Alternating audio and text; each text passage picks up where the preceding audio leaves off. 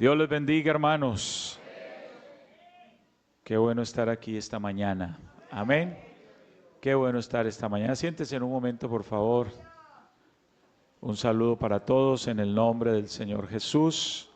Un saludo muy especial a todos los amigos que nos acompañan en esta escuela dominical. Son bienvenidos los amigos, las visitas, los familiares de nuestros hermanos. Bienvenidos en el nombre del Señor Jesús. Amén. Entonces vamos a seguir orando a Dios, seguir dejando que Dios haga la obra. Amén. Haga la obra, que la obra es de Dios. Amén. Gloria al Señor Jesús. Bueno, de pronto ustedes han notado mi ausencia. Yo esta semana estuve viajando, pero ayer estaba invitado a un culto en el que están en la celebración, o más bien la dedicación del templo que construyeron en el lugar del Juncal. Y por la gracia de Dios, hace 30 años trabajé, desde hace 30 años yo estuve trabajando allá unos años como líder. Desde la iglesia central era enviado, y bueno, Dios me permitió ver lo que soñábamos nosotros tanto cuando recorríamos esas calles evangelizando, hablando del Señor, haciendo cultos, enfrentando rechazos, enfrentando ataques. Recuerdo que allá en el Juncal nos pusieron un papel por debajo de la puerta en el lugar donde predicábamos que decía: si siguen viniendo aquí a predicar, no respondemos por ustedes. Nos amenazaron. Y bueno, en medio de todo eso, el fanatismo religioso que había todavía en esa época, que se nos opuso, Dios, que es fiel y poderoso, ha establecido una obra allí. Tiene un grupo de gente que adora a Dios y que testifica esta salvación tan grande que Dios nos ha regalado. Y pues no me pude negar, hermano, porque los hermanos querían tener a los que trabajamos allá. Entonces, pues me tocó sacrificar aquí un poquito. Pero esta mañana Dios me permite estar aquí con ustedes y vamos a meditar en la palabra de Dios. Gracias a los hermanos que han estado encargados de esta programación, hermanos de misiones, en cabeza del hermano Jorge. Gracias a todos los que han colaborado. Vamos a meditar en la palabra del Señor. Amén. Vamos a meditar en la palabra del Señor. Y los voy a invitar a abrir la Biblia en Hebreos capítulo 2. Carta a los Hebreos. Amén. Gloria al Señor. Un saludo a quienes nos están viendo por la transmisión. Dice así la Escritura: por tanto, es necesario que con más diligencia atendamos a las cosas que hemos oído, no sea que nos deslicemos, porque si la palabra dicha por medio de los ángeles fue firme, y toda transgresión y desobediencia recibió justa retribución, ¿cómo escaparemos nosotros si descuidamos una salvación tan grande, la cual, habiendo sido anunciada primeramente por el Señor, nos fue confirmada por los que oyeron, testificando Dios juntamente con ellos, con señales y prodigios y diversos milagros y repartimientos del Espíritu Santo, según su voluntad. Amén. Ya oramos a Dios, digamos gloria a Dios. Siéntense, por favor, hermanos y amigos. Gloria al Señor Jesús. ¿Sabe que es lindo participar en como ese nacimiento de una obra en un lugar? A veces hay personas que lo ven como negativo. Cuando salía la obra que me establecieron en Villavieja y el culto fue en un parque, había personas que me dijeron: uy, hermano, usted lo mandaron donde no hay iglesia. Qué duro, lo mandaron donde no hay iglesia. Y la gente tiene la idea de iglesia de un edificio, de una construcción y un grupo de gente determinado. Pero recuerdo que una de las personas que me dijo eso, le dije, ¿cómo así que no hay iglesia? Sí hay iglesia. Le dije, me entregaron 2 hermanos y estoy yo, somos 3. Y donde hay 2 o 3 congregados en su nombre, ahí está el Señor. Le dije, allá sí hay iglesia, hermano. Lo que no tenemos es salón, lo que no tenemos es lote, nos falta conseguirlo, pero iglesia sí hay. Y es lindo empezar así porque Dios muestra su gloria de maneras maravillosas. Amén. Yo recuerdo que ahí hablando otra vez del Juncal, ahí en el Juncal me pasaron cosas bonitas que marcaron mi vida. Amén. Porque era un iniciar completo. Yo empecé ahí y de ahí, siendo líder en el Juncal, me trasladaron, no porque no era pastor, era líder, pero entonces me posesionaron en Villavieja como pastor y yo tenía en el Juncal 11 bautizados ya y me mandaron a Villavieja y me entregaron 2. Entonces yo en ese momento no entendía, yo decía, pero ¿por qué no abren el Juncal que tiene 11 y me mandan para Villavieja que tiene 2? ¿Sí? Y si aquí ya hay un trabajo adelantado, yo tenía un saloncito, tenía sillas, tenía púlpito, tenía alfolí, tenía una organización pequeña, pero tenía una organización. Y de ahí, no hermano, va para Villavieja. Bueno, Dios tenía sus planes para enseñarnos, pero lo lindo es que cuando uno empieza esas obras así, uno se da cuenta de que esta obra es de Dios. Dios hace cosas maravillosas. Recuerdo que el sacerdote, el religioso de esa época, muy enemigo del evangelio, en una homilía desde la corneta, el sonido que ponía, y eso escuchaba en todo el corregimiento. Entonces, él dijo que nos sacaran con agua caliente a los evangélicos cuando fuéramos a hablarles. Dijo, no lo deje entrar a su casa, sáquenlos con agua caliente. Y dio hasta un testimonio él, predicando. Dijo, cuando yo vivía en el Caquetá y me visitaban esos evangélicos, yo los sacaba a machetes. Imagínense la predicación que la estaba escuchando todo el pueblo. Yo los sacaba a machete y no sé qué, y no los reciban y échenles agua caliente. Pero resulta que a pesar de que los amenazaba, la gente estaba acudiendo a oír la palabra de Dios. Entonces un día se preocupó y le dijo a una de las señoras más religiosas del pueblo, más religiosas, le dijo, hágame un favor, doña fulana, vaya y mire qué es lo que están haciendo esos evangélicos, por qué la gente está yendo allá. Vaya y me trae la razón. Y la mandó para culto. Cometió el error de mandarla para culto. Hermano, pasó un domingo y la señora no llevaba la razón. Pasó el otro domingo y la señora no llevaba la razón. Hasta que ya el líder religioso preocupado se fue a buscarla y le dijo, doña fulana, ¿qué pasó con la razoncita que yo estoy esperando que me dé la razón? Dijo, padrecito, lo que pasa es que eso allá donde usted me mandó es tan bonito, yo estoy asistiendo allá. Alabado sea el nombre de Jesús. Hermano, esta obra es de Dios. Esta obra la gente se puede imaginar y puede atacarla y puede hacer, pero esta obra es de Dios. Yo quiero hablarles de la misión más importante. Amén. La misión más importante. Alabado sea el nombre de Jesús. Aquí la palabra de Dios usa una expresión que es la que quiero tomar para iniciar como la interpretación o lo que quiero compartir con ustedes. Aquí en el verso, gloria al Señor, el verso 3, viene el apóstol o el escritor argumentando allí sobre la importancia de cuidar lo que tenemos. Y dice en el verso 3, ¿cómo escaparemos nosotros si descuidamos una salvación ¿qué? Tan grande. Hay que subrayar eso porque estamos hablando no de cualquier cosa, sino de una salvación muy grande. Alabado sea el nombre de Jesús. Esa expresión no está de manera casual ahí, no es una casualidad.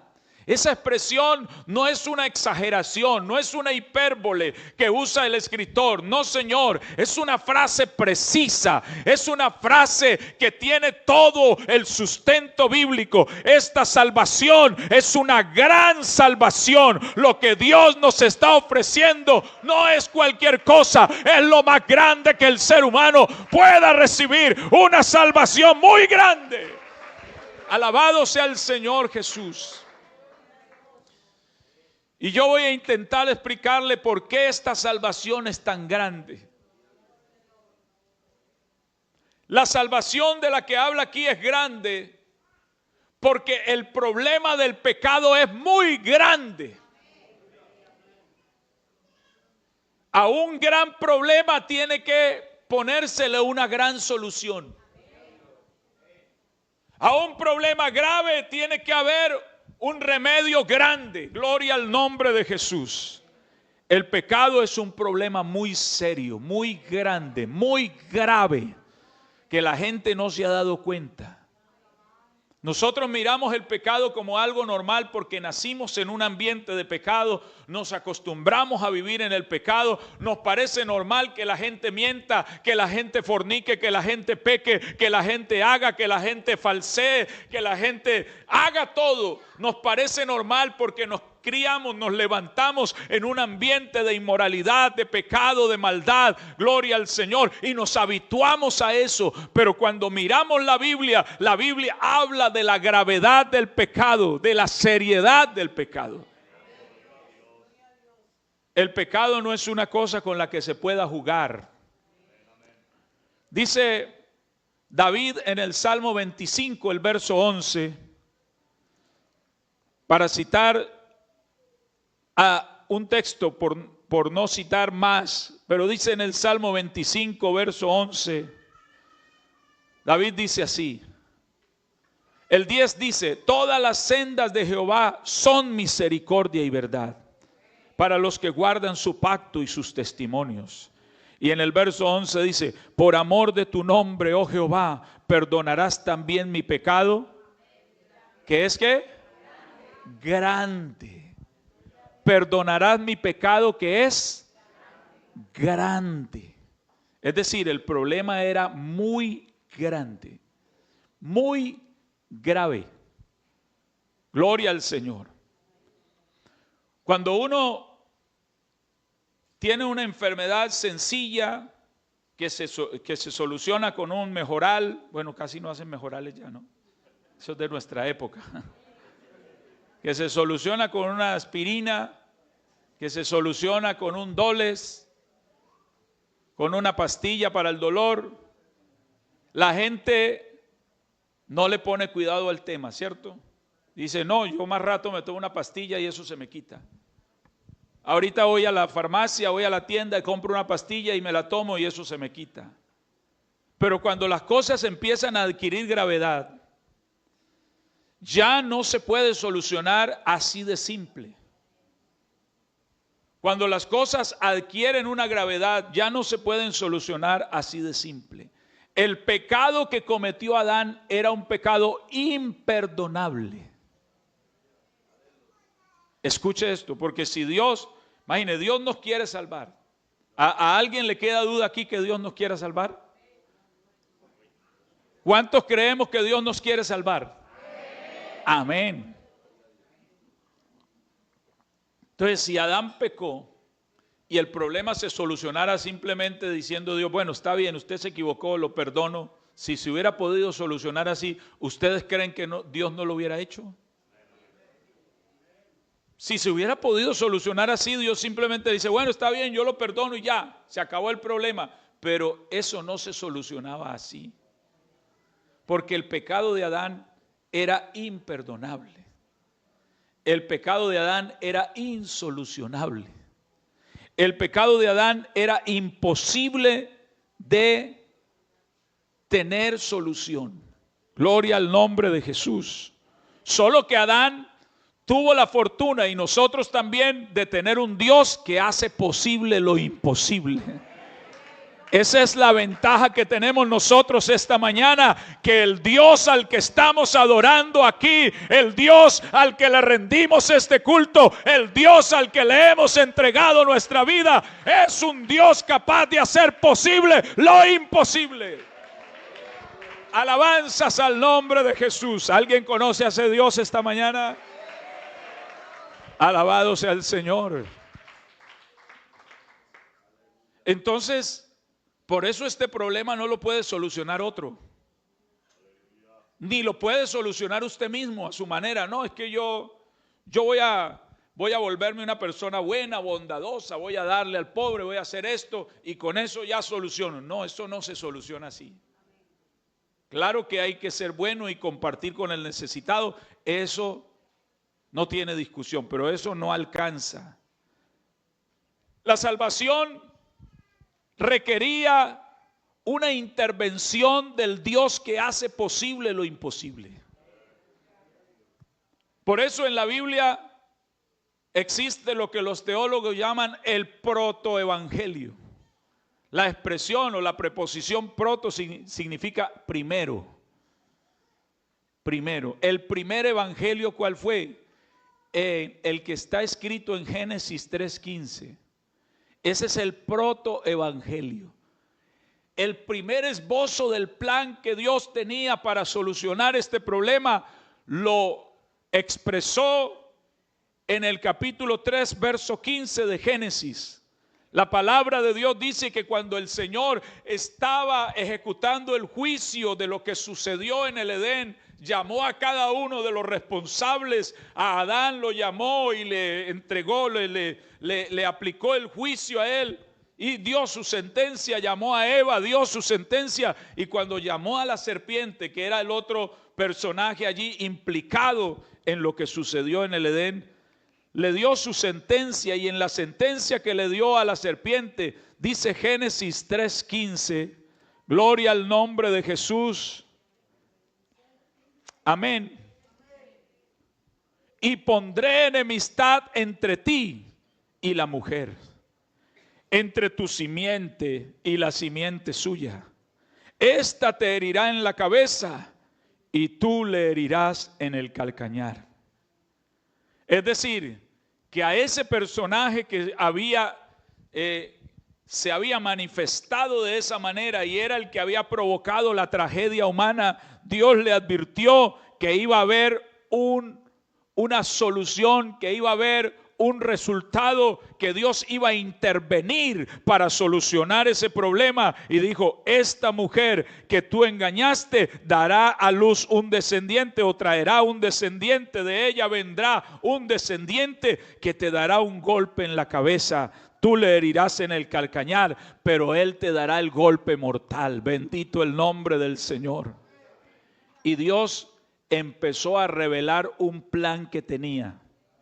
Dios lo tenía desde antes de la fundación del mundo, porque a Dios nada lo toma por sorpresa. A Dios no le pasan imprevistos. A nosotros sí nos pasan imprevistos, a Dios no le pasan imprevistos. Dios lo conoce todo, lo sabe todo. Él tiene un atributo que el apóstol Pedro lo define como la presciencia de Dios. El conocimiento anticipado que tiene Dios de las cosas. Gloria al nombre de Jesús. Por eso lo que sucedió con Cristo fue un plan que estaba determinado por Dios, que estaba anticipadamente preparado. Gloria al nombre de Jesús. Y Dios lo empezó a revelar aquí, lo que ya tenía planeado, una gran salvación. Y esa gran salvación no podía ser de otra manera, sino que tenía que aparecer un gran Salvador. Porque si el problema del pecado era grave, grande, y se requería una salvación grande, entonces el Salvador no podía ser cualquiera tampoco. Alabanzas al nombre de Jesús.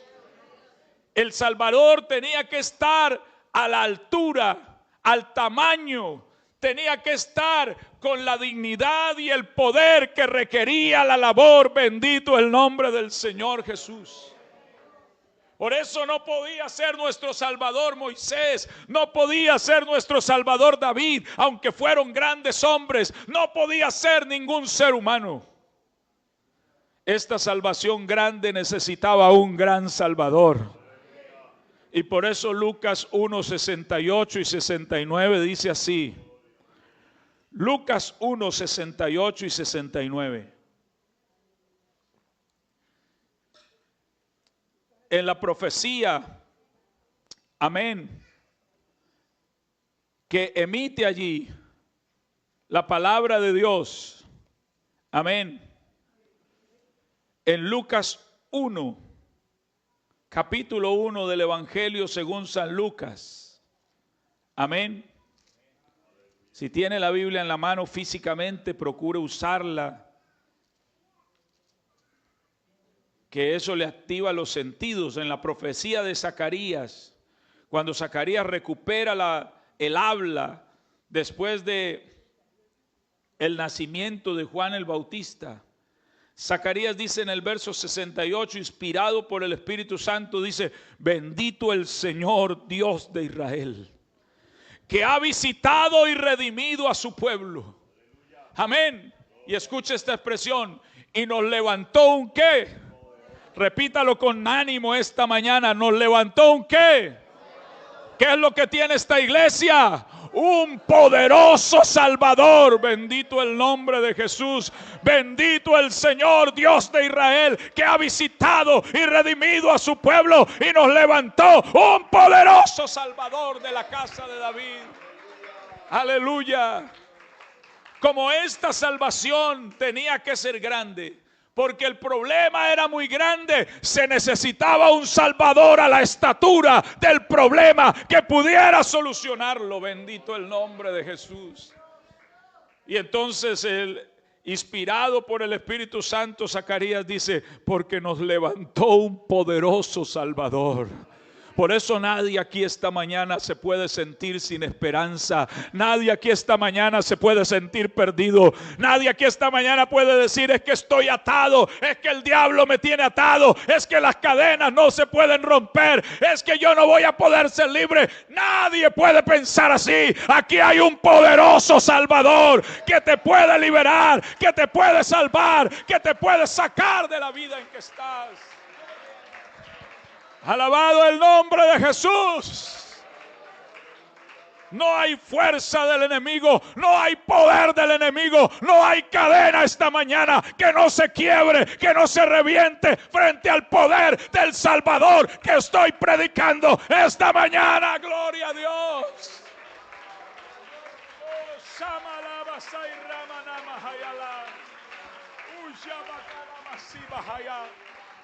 Aleluya.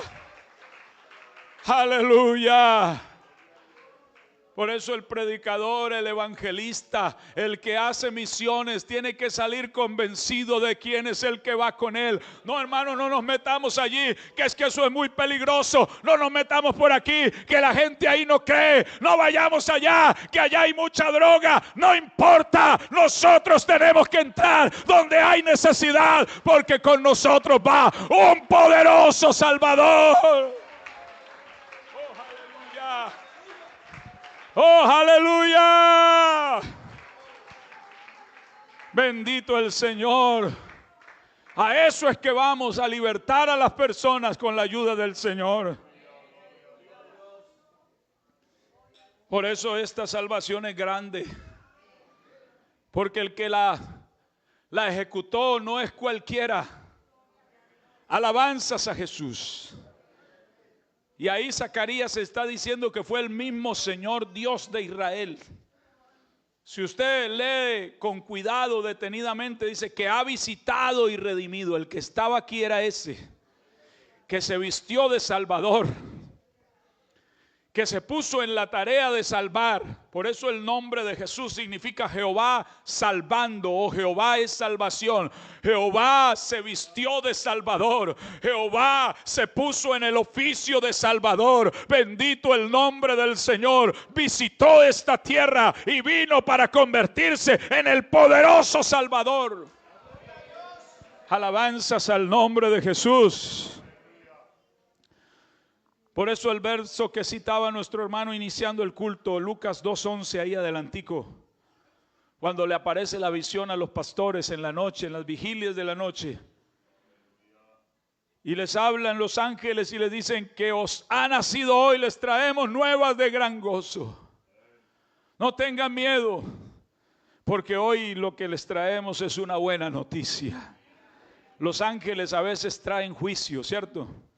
Los ángeles, dice el Salmo 103, dice que son ejecutores de los juicios de Dios. Por eso cuando llegó el Señor a hablar con Abraham en los tiempos de Sodoma, bajó con 2 ángeles más que iban a ejecutar el juicio sobre Sodoma y Gomorra.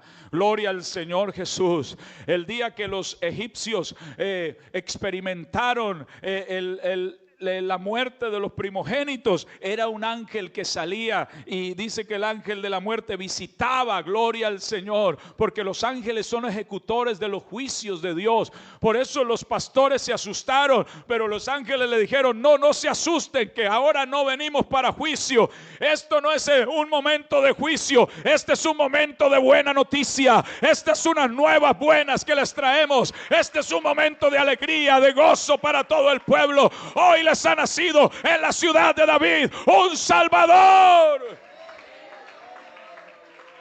Un Salvador que es Cristo, el Señor, aleluya.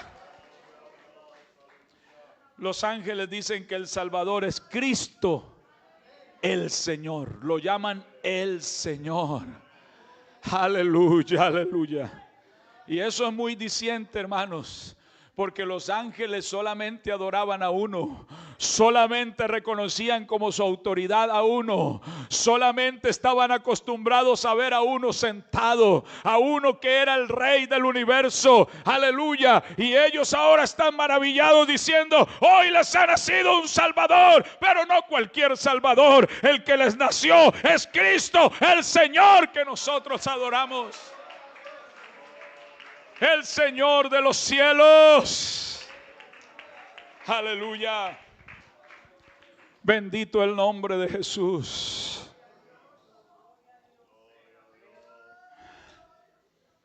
Por eso, porque esta salvación es grande, es que el Salvador es poderoso. El Salvador es grande. No había otro que pudiera ejecutar esta gran salvación.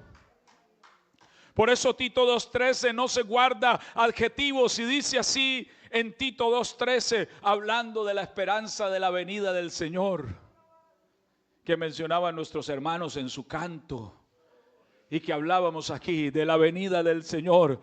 El apóstol Pablo, escribiendo a Tito en el capítulo 2 y el verso 13, dice así: aguardando la esperanza bienaventurada y la manifestación gloriosa. No dice simplemente de nuestro Dios, sino que le añade ahí: nuestro gran Dios y Salvador. Él no solamente es un gran Dios, sino un gran Salvador. Nuestro gran Dios y Salvador. Y le pone el nombre para que no quede duda de quién está hablando, para que los que no quieren creer que Jesús es el único Dios, que se tapen los oídos, pero que los que creemos que Jesús es el único Dios, alabemos y glorifiquemos al Rey del universo, nuestro gran Dios y Salvador, Jesucristo. Aleluya. Aleluya. Por eso la Biblia dice: ¿cómo escaparemos nosotros si descuidamos una salvación tan grande? Tan grande. La salvación es grande por quien la ejecutó, quien la realizó, y de hecho era el único que la podía realizar. Bendito el nombre de Jesús. Tenemos el mensaje que el mundo necesita. Yo quiero insistir respetuosamente, con amor y con cuidado pastoral, pero con firmeza. Hermanos, no nos pongamos a divulgar polémicas y mensajes polémicos de temas que no nos competen a nosotros y que no van a solucionar nada. Usted y yo tenemos un mensaje que compartir, que es mucho más importante, que de verdad le hace bien al ser humano, que es lo que el hombre y la comunidad y la sociedad y este mundo necesita. No se desgaste compartiendo mensajes de un lado y del otro que generan polémica y que no van a solucionar nada. Preocúpese por hablar de este gran Salvador, de esta gran salvación, de este programa, de esta misión que Dios nos ha encomendado. Dejemos de distanciar a las personas por conceptos personales y pongamos por encima de nuestras preferencias en diferentes temas, pongamos por encima la misión que Dios nos ha encomendado como iglesia.